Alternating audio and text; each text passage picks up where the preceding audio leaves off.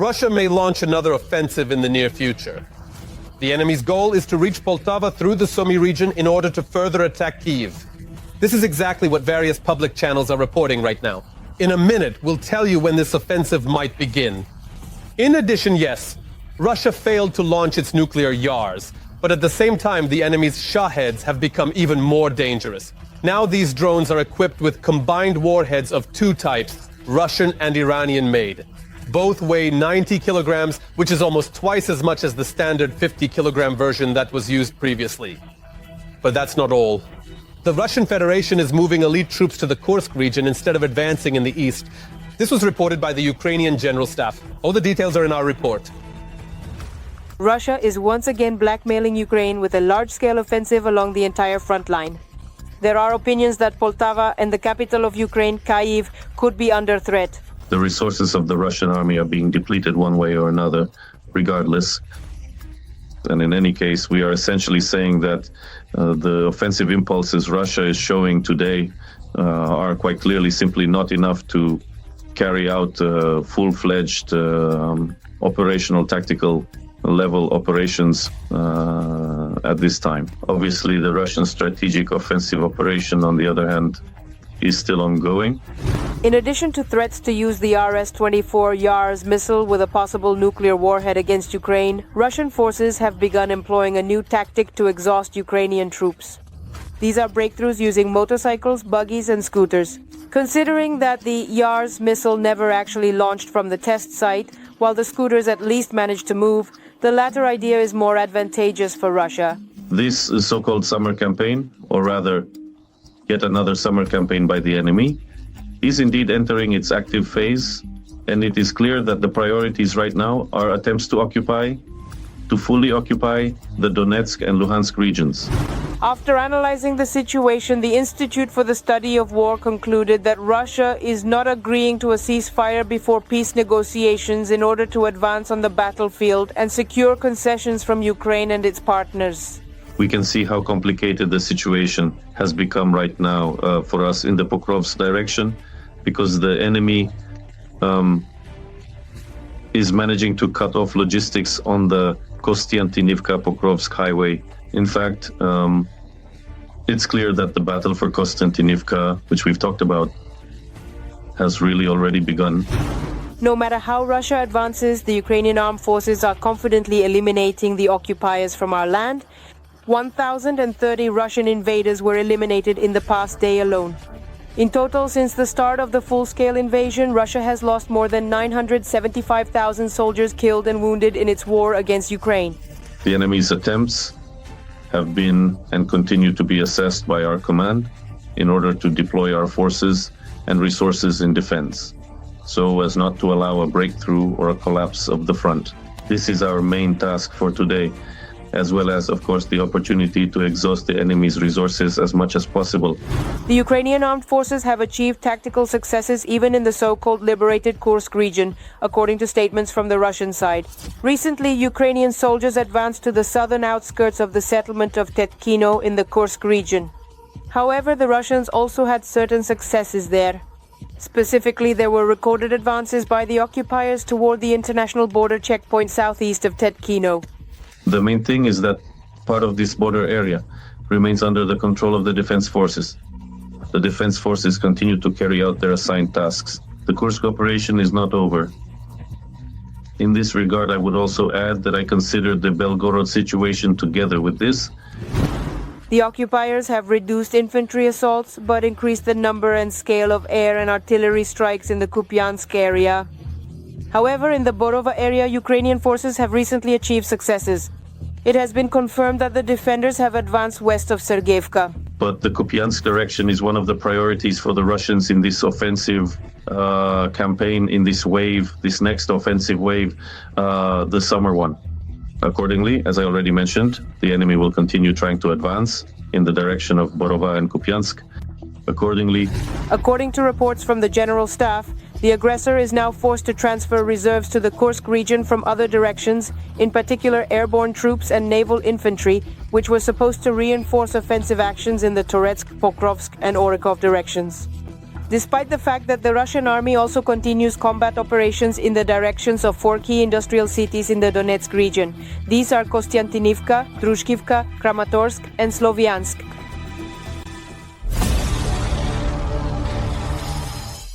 Also, on the night before last Sunday, the enemy attacked various regions of Ukraine using 273 Shahed drones and decoy drones.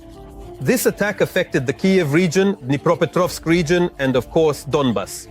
And in the city of Vasilkiv, not far from the capital, one of the Russian drones killed a young woman.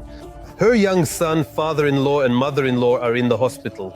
Their house was destroyed, as was the neighboring one. TSN correspondent Mariana Bukan visited the site of the tragic events. Throughout the entire period of the war, this was the most terrifying.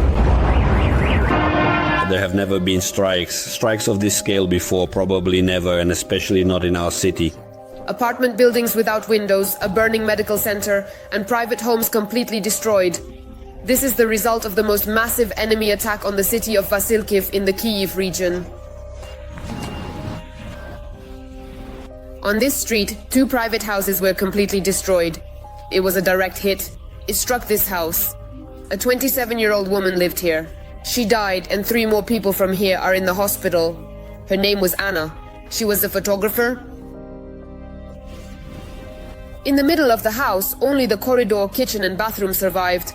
An unfinished cup of coffee, broth on the stove, and pancakes that were being defrosted for breakfast. It's clear that the family was preparing for a completely different Sunday morning. Lyubov, a distant relative of the deceased, says, "There were 5 people in the house at the moment of the strike.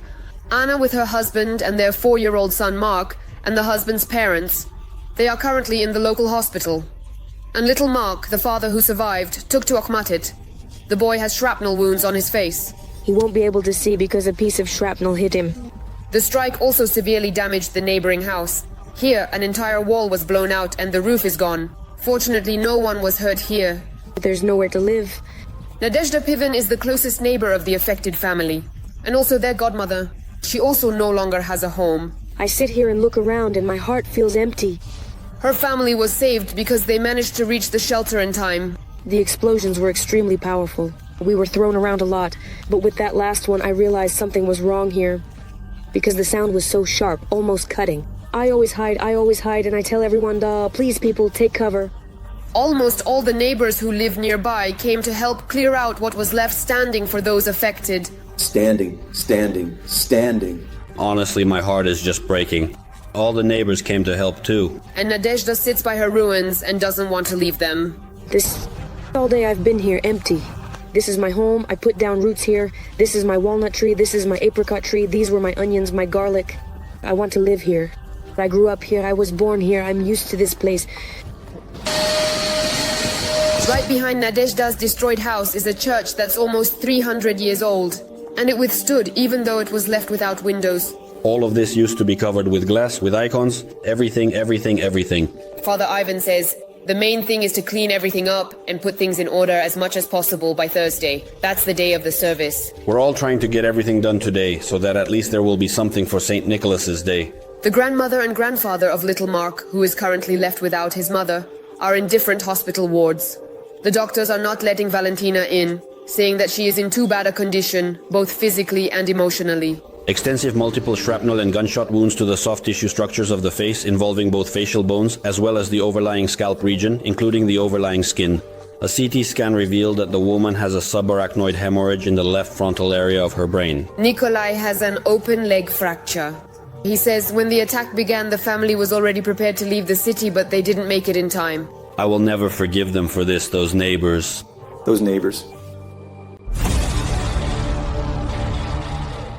And now an analysis of the operational situation on the much-suffering Pokrovsk front. The bloody rampage of the enemy army continues here as well. On the Pokrovsk front, the enemy carried out 43 offensive actions during the day. The activity of Russian occupiers was recorded in the areas of the settlements of Yablonovka, Zarya, Shevchenko-Pervoye, Novaya Poltavka, Mirolyubovka, Elizavetovka, Lisovka, Dakskaya, Kotlino, Novosergeyevka, Udashnoye, Troitskoye, Kotlyarovka, Andreevka, and in the directions of Popovyar and Novonikolaevka. Meanwhile, as you have already heard earlier, the Kremlin is boasting about new deadly features of its Shahed drones. Allegedly, Russian engineers have equipped the drones with protection against electronic warfare and increased their warhead. Is this even true? Or is it just another myth of Russian propaganda? How in turn can Ukraine respond? Believe me, there is something to respond with. Our journalists know all the details.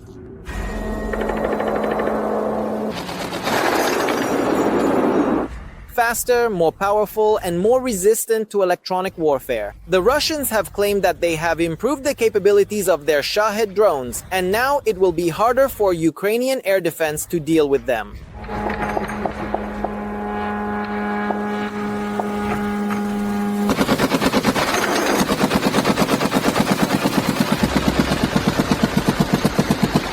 Among other things, we see that Russian engineers continue to enhance the characteristics of their long-range drones.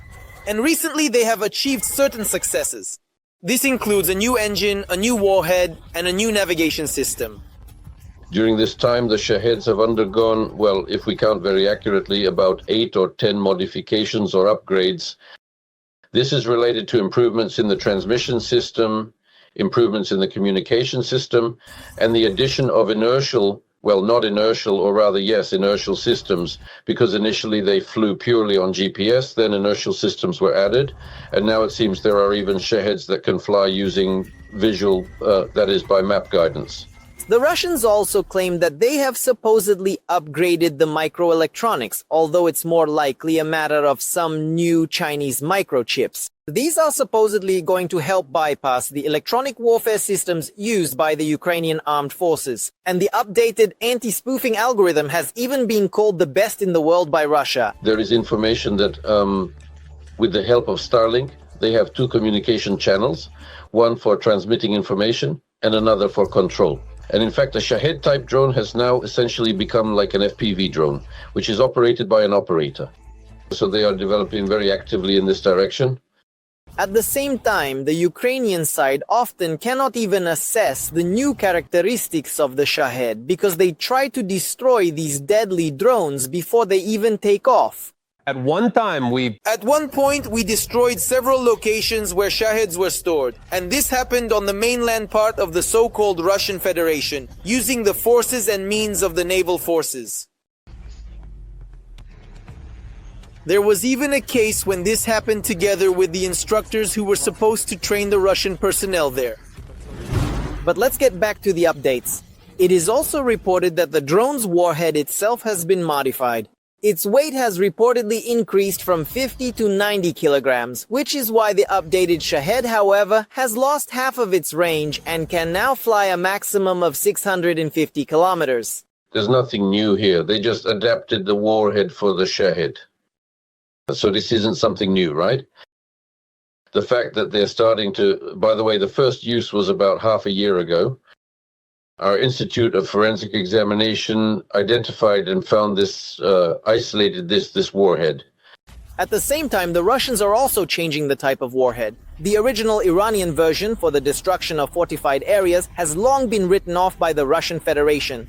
After all, drones are used against civilians, and to cause maximum destruction to residential buildings, something else is needed.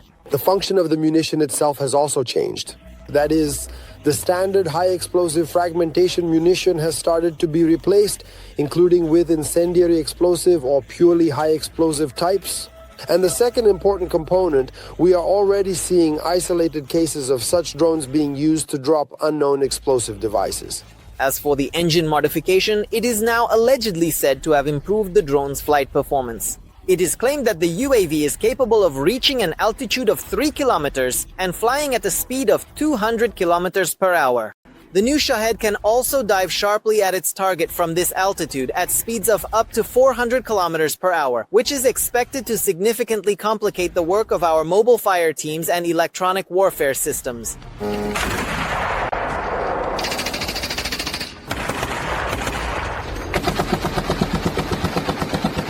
At the same time, the use of long-range drones has also changed. Apparently, despite the bold statements, the production of the Shahed is still far from the targets announced by the Kremlin. That is why strike drones are now being launched mixed together with decoys. Well, in different situations it's different, but more often than not, these are Gerberas who imitate, pose as if they were Shahids. In reality, they are, well, like Shahids, they are not. We should have long ago forgotten the wording Shahid. We should use at best like Shahid, because there is nothing left of the Iranian Shahid. The Ukrainian side has not yet officially responded to information about the new Shaheds, but they have responded with action. Despite the fact that each drone is now supposedly able to reach its target without any issues, the defense forces repelled an unprecedented drone attack the day before. Out of the 273 UAVs launched, 88 were shot down and another 128 were suppressed by electronic warfare systems. In other words, the effectiveness of our air defense was over 95%.